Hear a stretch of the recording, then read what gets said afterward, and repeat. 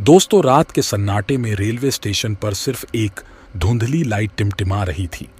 ठंडी हवाएं झूमते पेड़ों के पत्तों को सरसराहट कर रही थीं। यह एक ऐसा रेलवे स्टेशन था जहां रात में शायद ही कोई आता जाता था।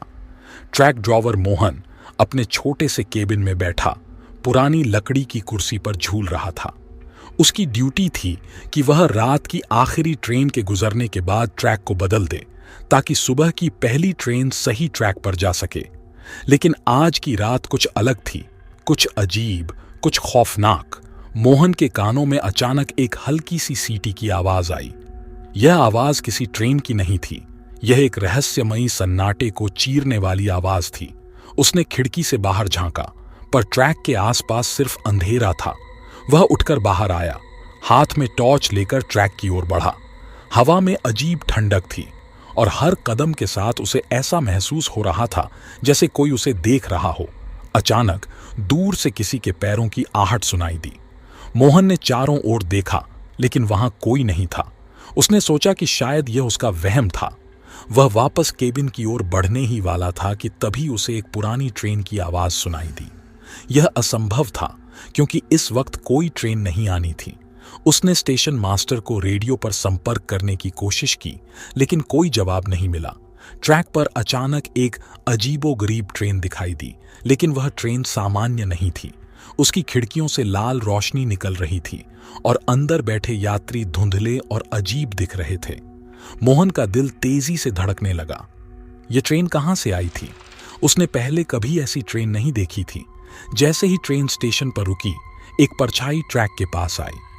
मोहन ने टॉर्च से उस परछाई को देखा, लेकिन वह तुरंत गायब हो गई।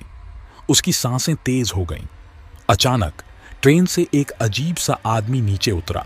उसके चेहरे पर गहरी झुर्रियां और आंखों में अजीब सी चमक थी।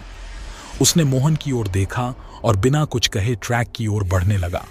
मोहन समझ नहीं पा रहा था कि क्या हो रहा है। उसकी हिम्मत जवाब दे रही थी, लेकिन उसने खुद को संभाला और उस आदमी का पीछा किया।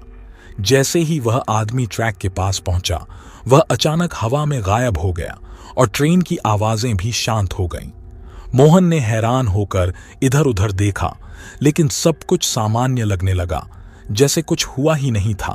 तभी स्टेशन मास्टर का रेडियो से अचानक संदेश आया, मोहन, वहां से तुरंत निकल जाओ। यह ट्रेन कोई साधारण ट्रेन नहीं है। मोहन के हाथ से रेडियो गिर गया और उसकी आंखों में डर साफ दिख रहा था।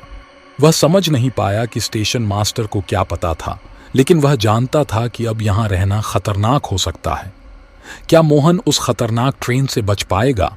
वह अजीब आदमी कौन था और स्टेशन मास्टर को क्या पता था? इस रात की रहस्यमयी घटनाएं और भी गहरी होंगी।